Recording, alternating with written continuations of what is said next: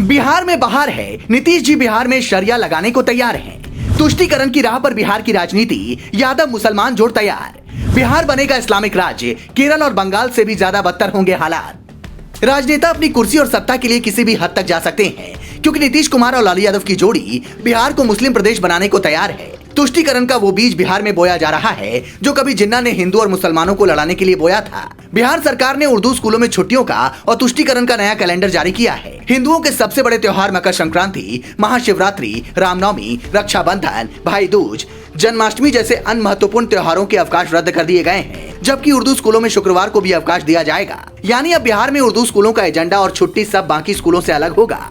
बिहार की बुद्धिजीवी सरकार वहां अलगाववाद की नई जमीन तैयार करने में जुटी है। बंगाल में दुर्गा पूजा के दौरान सरकार दुर्गा पंडालों को ढक दिया करती है ताकि कट्टरपंथी मौलानाओं को शबे बारात के दौरान शांत रखा जा सके। हो सकता है बिहार में भी अगले दुर्गा पूजा से बिहार के लोगों को बंगाल वाली सुविधा मिलने लगे। बिहार की सरकार पिछले कई महीनों से एक ही मिशन में लगी है, जाति और धर्म की खाई पैदा करो। कुछ दिनों पहले बिहार की सरकार लोगों के जात गिन रही थी। अब जब उनका वो काम पूरा हो गया तो मुस्लिम तुष्टीकरण की किस्त के साथ नई तरीके के साथ बिहार की जनता के सामने आए हैं। इस सरकार की सबसे बड़ी विडंबना ये है कि लालू यादव और उनके सुपुत्र तेजस्वी यादव खुद को भगवान कृष्ण के वंशज बताते हैं, और ये ऐसे वंशज हैं जिनका श्री कृष्ण जन्माष्टमी से भी कोई जुड़ाव नहीं है, क्योंकि जन्माष्टमी की भी छुट्टी कैंसिल कर दी गई है। कहते हैं जब नाश मनुष्य पर छाता है तो पहले विवेक मर जाता है। जिस तुष्टीकरण पर 2014 से 2019 तक देश की राजनीतिक पार्टियों को देश की जनता जवाब देती आ रही है, कांग्रेस जैसी पार्टी अपने सबसे बुरे दौर में है, उसको देखते हुए भी नीतीश कुमार और राजद जैसे दल कुछ भी सीखने को तैयार नहीं है।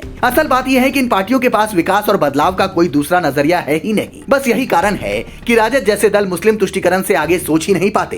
अब सवाल है कि क्या बिहार में जुम्मे की छुट्टी देने से ही मुसलमानों की स्थिति सुधर जाएगी? क्या ईद बकरीद पर एक अधिक छुट्टी मिलने से बिहार में मुसलमान खुशहाल हो जाएगा?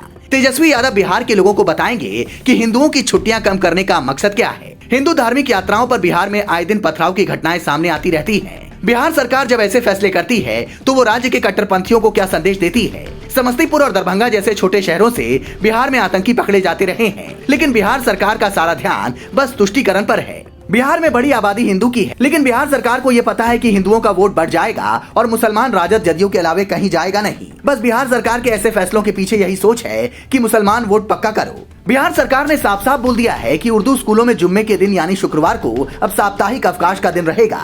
यानी बिहार के जिस इलाके में मुस्लिम आबादी ज्यादा है, यानी उनकी बहुलता है, वहाँ अब जुम्मे के दिन यानी शुक्रवार को साप्ताहिक अवकाश होगा। बिहार देश का पहला ऐसा राज्य होगा जहाँ मुसलमानों के लिए जुम्मे को सरकारी साप्ताहिक अवकाश घोषित किया गया है। इस फैसले में साफ साफ निर्देश दिया गया है कि ये आदेश सिर्फ उर्दू स्कूलों या मदरसे के लिए ही नहीं है, बल्कि कोई भी सरकारी स्कूल मुस्लिम बहुल इलाके में होगा वहाँ अब रविवार की जगह शुक्रवार को अवकाश होगा। इसे लेकर शिक्षा विभाग की तरफ से अधिसूचना भी जारी कर दी गई है, लेकिन उसमें यह भी साफ किया गया है कि इसके लिए उस जिले के डीएम की अनुमति लेनी होगी। यानी डीएम ने रजामंदी दे दी तो किसी भी स्कूल में रविवार की जगह शुक्रवार को अवकाश घोषित किया जा सकता है। सनद रहे ये बिहार की बाहर वाली सरकार, यहाँ कुछ भी संभव है।